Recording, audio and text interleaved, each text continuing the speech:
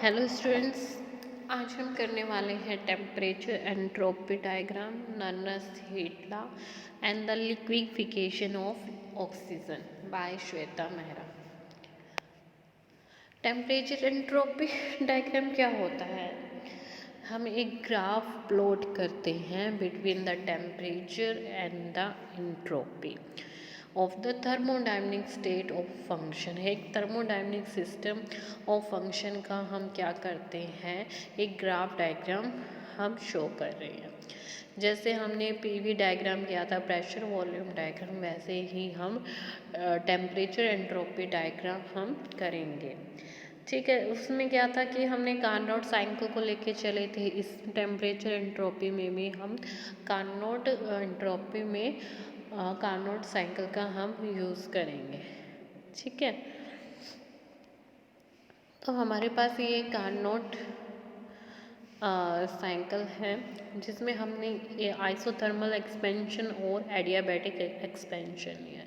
जो हमारा isothermal expansion है वो ए बी को डिनोट करेगा, एडियाबैटिक एक्सपेंशन बी सी को डिनोट करेगा। सिमिलरली सी डी हमारे isothermal and D is adiabatic. ठीक है, टेम्परेचर एंट्रोपी डायग्राम में हमने क्या किया, ए बी के पैरेलल हमने एक एंट्रोपी एक्सिस ड्रॉ किया है। ठीक है, जैसे ये हमने इनको क्या कर दिया है, पैरेलल कर दिया है। ओके, सिमिलरली बी सी के अलॉन्ग भी हमने क्या कर दिया है, ड्रॉ कर दिया है। जो हमारा ए बी है वो किसके पैरेलल है, एंट्रोपी के, और जो हमारा एडियाबैटिक बी सी है वो किसके अलॉन्ग है, टेम्परेचर के। तो हमारे पास दो टेम्परेचर हैं, T1 T2, और हमारा जो एंट्रोपी सिस्टम है वो क्या है, S1 और S2। ठीक है, एडियाबैटिक बी सी है, जो क्या होएगा वहाँ पे क्या होएगी, एंट्रोपी कांस्टेंट होएगी। सिमिलरली डीए में भी क्या होगी, हमारी एंट्रोपी कांस्टेंट होगी। ठीक है, तो बी सी पे जो हमारा है वो उस पर क्या होएगी, कांस्टेंट S2 लेके चलेंगे हम। वहाँ पे एंट्रोपी आइसोथर्मल और एडियाबैटिक कंप्रेशन होगा इस टीएस डायग्राम में, जिसको हमने स्ट्रेट लाइन जो कि एक पैरेलल है एंट्रोपी एक्सिस के और टेम्परेचर एक्सिस के, हमने शो किया गया है। ठीक है, ये हमारी क्या है, कार्नोट साइकिल है जो ऐसे, ये हमारा आइसोथर्मल है और ये एडियाबैटिक है। ये अगेन आइसोथर्मल है, ये एडियाबैटिक है। ठीक है, the amount of heat energy जो ऑब्जर्व कर रही है ड्यूरिंग द आइसोथर्मल एक्सपेंशन, यानी दिस लाइन ए बी, तो कितनी हीट ऑब्जर्व कर रही है, हमने लेट करा वो जो हमारी ए बी है आइसोथर्मल में, वो क्या वन हीट क्या कर रही है, ऑब्जर्व कर रही है। ठीक है, और वो कितना एरिया ले रही है, क्या वन, तो हमारा ए बी क्या लेगी, A B B F E और ई ए, ये हमारा एरिया ले रही है। तो क्या वन का जो हमारा एरिया होगा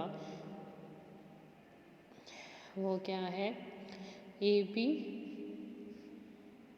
एफ ई ए।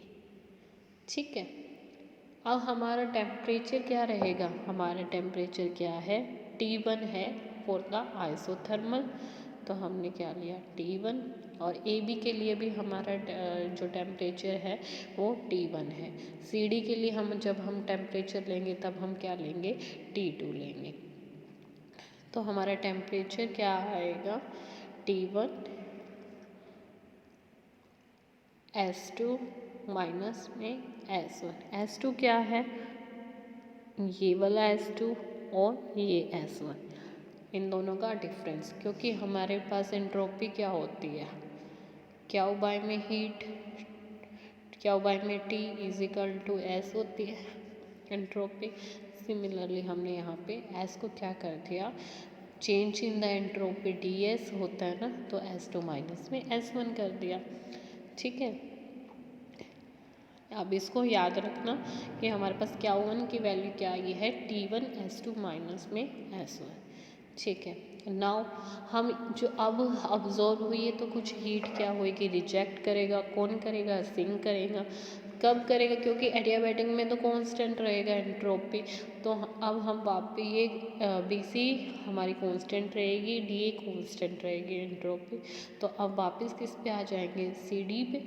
ठीक है, जहाँ पे क्या होएगी, हीट रिजेक्ट होएगी। तो कितनी हीट रिजेक्ट हुई, अब Q2 किसके द्वारा हुई, CD के द्वारा हुई।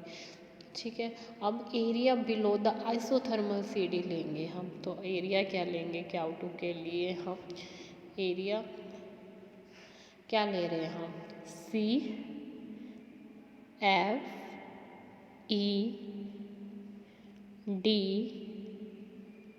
और वापस से हमारा C। ठीक है, सिर्फ इतने एरिया में हम क्या ले रहे हैं, एरिया CFED और C। अब हमारा टेम्परेचर क्या है फॉर द CD, T2 है, तो हम T2 कर देंगे। वापस एंट्रोपी वही रहेगी, change in the entropy S2 minus में S1। ठीक है, तो ये हमारा कंप्लीट हो गया area of the Carnot cycle का। किसके लिए, टेम्परेचर एंट्रोपी डायग्राम के लिए, जो रिप्रेजेंट कर रही है हीट एनर्जी। ठीक है, अवेलेबल होएगी for the conversion into the work. तो अब हम क्या करेंगे, इन दोनों को हम हीट एनर्जी जो कन्वर्ट करेंगे हम इनटू में वर्क में करेंगे। यानी हम Q1 माइनस में Q2, वो उतनी हीट हमें पता चलेगी दोनों के बीच में हमारे पास अभी कितनी हीट रह गई है। तो Q1 माइनस में क्या कर देंगे, Q2 कर देंगे। तो हमारे पास क्या करेंगे हम, Q1 माइनस में Q2 कर देंगे। Q1 हमारे पास क्या आया था, T1 S2 माइनस में S1 माइनस में, अब Q2 क्या था, T2 S2 माइनस में S1। T1 T2 क्या है, दोनों में कॉमन है। ठीक है, कॉमन लेके चलो, T1 माइनस में T2 S2 माइनस में S1 S1 माइनस कॉमन ले लेंगे तो T1 माइनस में T2 रह जाएगा। ये क्या है हमारे पास, हीट एनर्जी जो हमने कन्वर्ट करी है इनटू में वर्क में। ठीक है, अब हम क्या निकालेंगे, हम एफिशिएंसी निकालेंगे।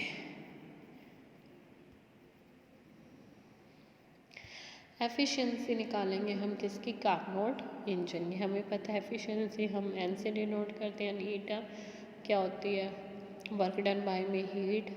अब जो ऑब्जर्व करी है हमने अभी क्या निकाला था, ये वर्क डन ही था, यानी Q1 माइनस में Q2 बाय में Q1। Q1 की वैल्यू क्या थी, जो हमने दोनों को अभी हमने निकाली थी, वैल्यू क्या थी, T2 माइनस में T1 S2 माइनस में S1 बाय में Q1 की वैल्यू क्या थी, T1 S2 माइनस में S1। ठीक है, अब ये इससे ये कैंसिल कर देंगे, S2 माइनस S1 से ये कैंसिल हो गया। हमारे पास क्या बचेगा, T1 माइनस में T2 बाय में T1 कॉमन लेंगे तो हम क्या लिख सकते हैं, हम लिख सकते हैं 1 माइनस में T2 बाय में T1 मतलब कैंसल आउट करके क्या आ जाएगा, 1 माइनस में T2 बाय में T1। ये था हमारा temperature entropy diagram. Okay,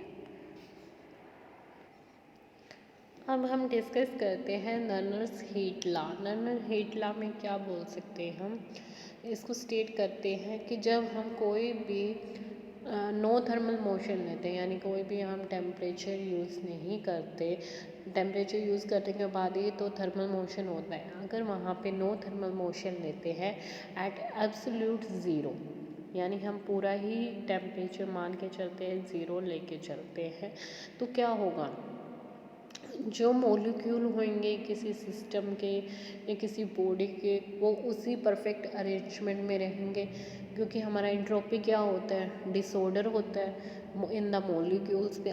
disorder किसके थ्रू होएगा, टेम्परेचर जब हम रेज करेंगे तभी किसी बॉडी के अंदर डिसऑर्डर होगा। तो हम क्या होगा, जब हम एब्सोल्यूट ज़ीरो टेम्परेचर कर देते हैं या फिर कोई भी थर्मल मोशन नहीं होता, जो मॉलिक्यूल्स होंगे are set to be in a perfect order, तो वो किस में होंगे, परफेक्ट ऑर्डर में। तो अगर हम टेम्परेचर कर देते हैं तो हमारा एंट्रोपी भी क्या हो जाता है, टेंड्स टू ज़ीरो। तो हम मॉलिक्यूल कह सकते हैं are in a perfect order.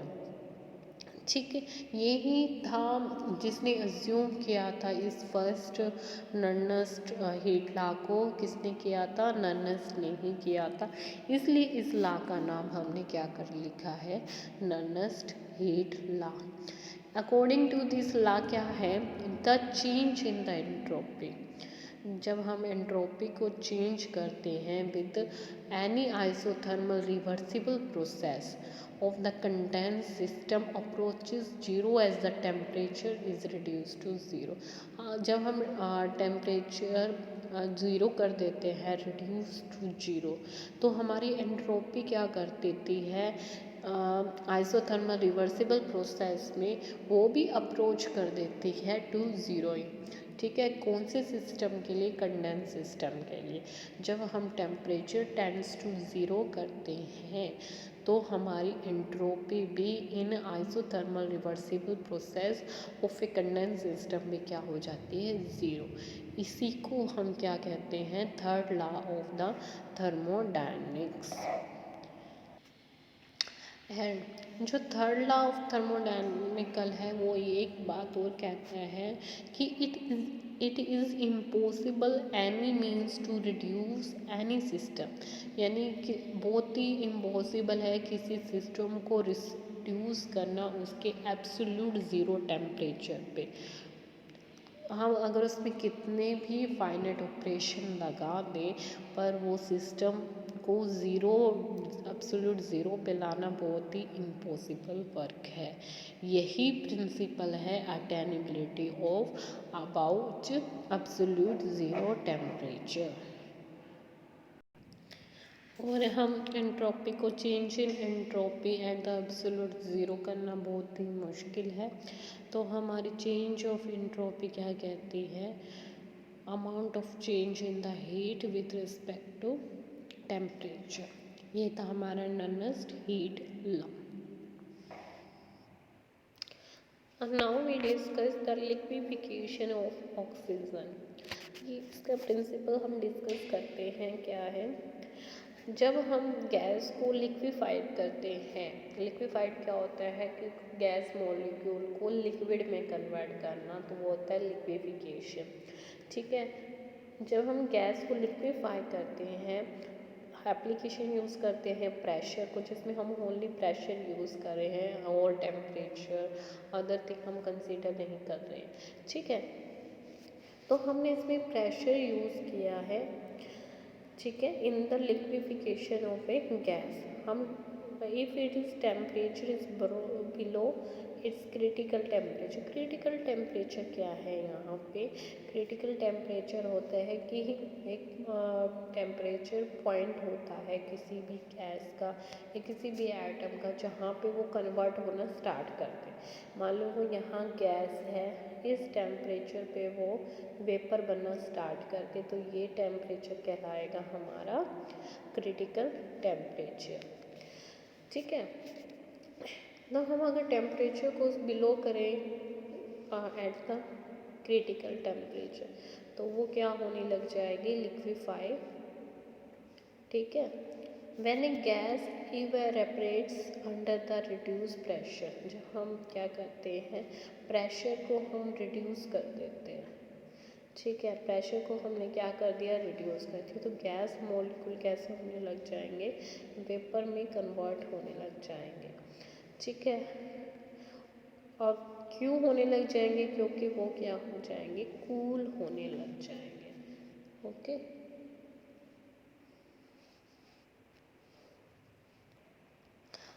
हमने अपडेटर्स लिया है जहाँ हमने कंप्रेशर पंप यूज़ कर रखे हैं। कंप्रेशर पंप कौन से हैं?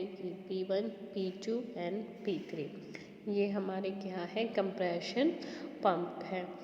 हमने कंडेंसर यूज़ किए हैं C1, C2 एंड C3, जिसको हमने एक पर्टिकुलर अरेंजमेंट में सेटअप किया है। हमने इसके अंदर कंडेंसर के अंदर हमने रेफ्रिजरेंट्स यूज़ करे। रेफ्रिजरेंट्स क्या होते हैं? जो कूल करने वाले मॉलिक्यूल्स होते हैं, मटेरियल होते हैं, ठीक है, या लिक्विड्स होते हैं, तो वो होते हैं हमारे पास रेफ्रिजरेंट्स, ठीक है। हमने तीनों कंडेंसर में हमने रेफ्रिजरेंट यूज़ किए हैं, जो कि क्या है? कोल्ड वाटर है, ठीक है, कोल्ड वाटर है यहाँ। और हमने क्या यूज़ किया हुआ है? मान लो P2 हमने मिथाइल क्लोराइड यूज़ किया है। C1 में हमने क्या यूज़ किया है? Cold water. C2 में हमने लिक्विड मिथाइल क्लोराइड यूज़ किया हुआ है। और C3 में हमने क्या यूज़ किया है? इथिलीन, ठीक है, लिक्विड में हमने इथिलीन यूज़ किया हुआ है। ओके, जब हमने कंप्रेस किया P1 पंप को, ठीक है, मान लो हमने P1 को क्या किया? कंप्रेस किया यहाँ पे, तो क्या होगा?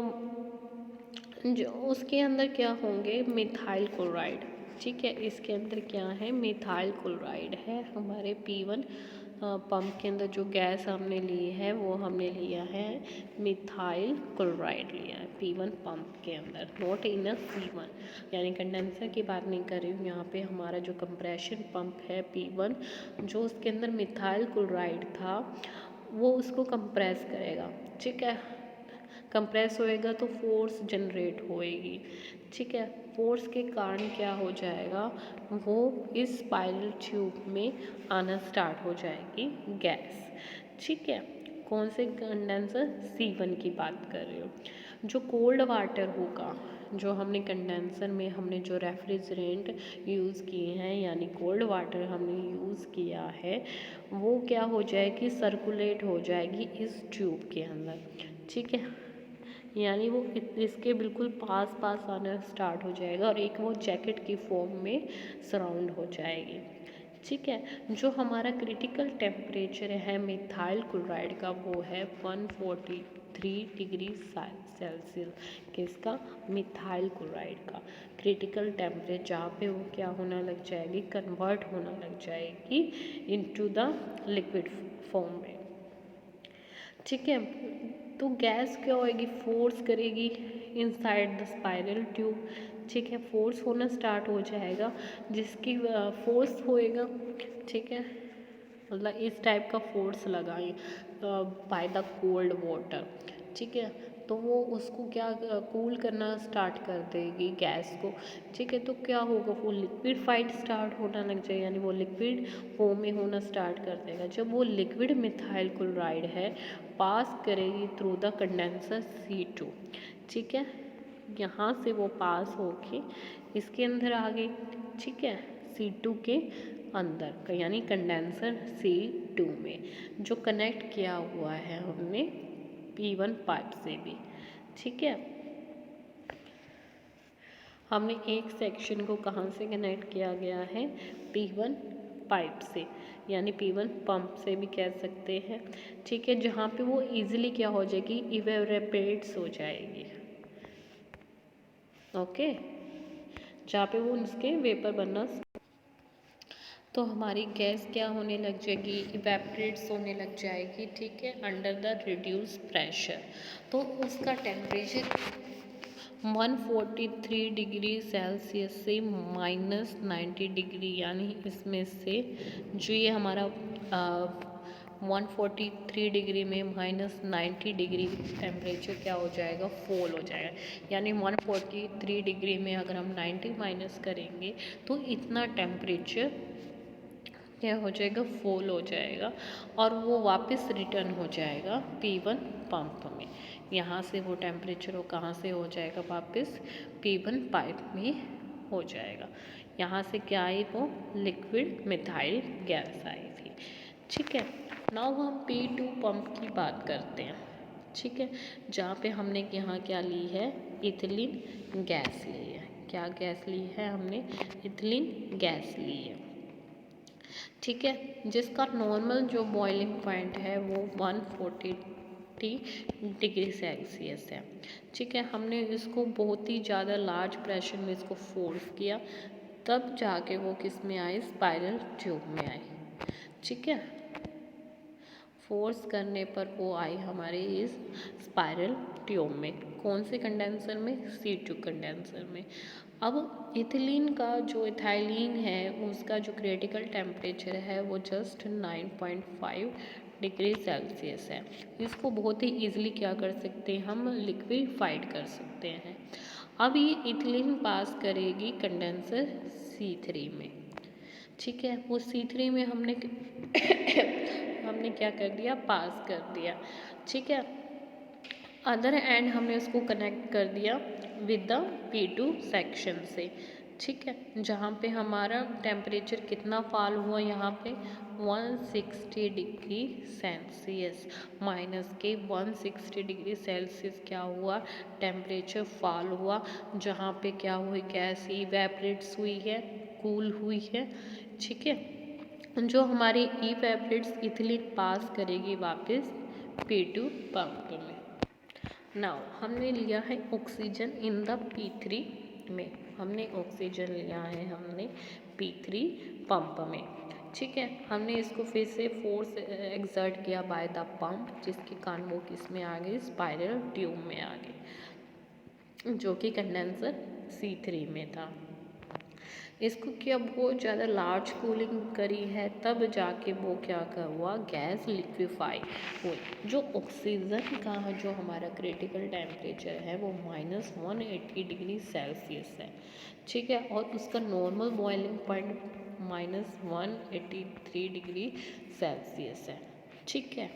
क्रिटिकल टेम्परेचर -118 डिग्री सेल्सियस है और उसका बॉइलिंग पॉइंट क्या है, -183 डिग्री सेल्सियस है। अब जो हमारी लिक्विड ऑक्सीजन है कोलेक्टेड इन ये जो हमारा फ्लास्क है, जो अब हमारी लिक्विड हो गई है ऑक्सीजन, ठीक है, उसको हमने इस दीवार फ्लास्क में हमने क्या कर लिया, कोलेक्ट कर दिया।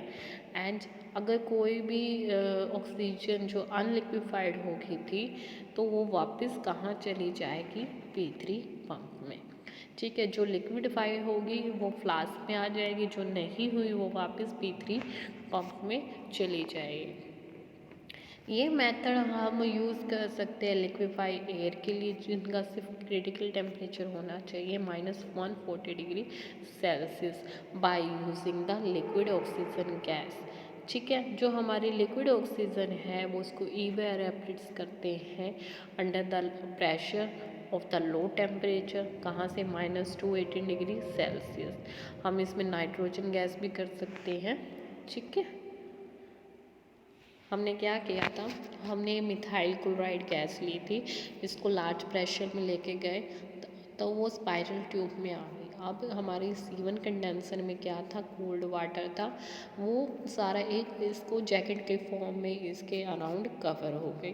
तो उसके अंदर क्या हुआ, वाटर के कारण हमारे जो गैस मॉलिक्यूल थे इनसाइड द ट्यूब क्या होने लग गया, उनमें फोर्स एक्सर्ट होने लग गया, जिसके कारण वो इवेपोरेट्स हो गए और यहाँ से वो लिक्विड फॉर्म में होना चालू कर दिए, ठीक है। अब उनका जो क्रिटिकल टेम्परेचर था मिथाइल क्लोराइड का वो 143 डिग्री सेल्सियस हुआ, और फॉल कितना टेम्परेचर हुआ था, -90 डिग्री सेल्सियस। यहाँ से जो लिक्विड आई वो C2 कंडेंसर में चली गई, यहाँ से वो कुछ हमारा सेक्शन P1 था, जो लिक्विड मिथाइल क्लोराइड थी पास करी थी C2 कंडेंसर में, एक सेक्शन साइड हमने P1 से उसको कनेक्ट किया था, ठीक है, और उसको वापस हमने रिटर्न कर दिया P1 में।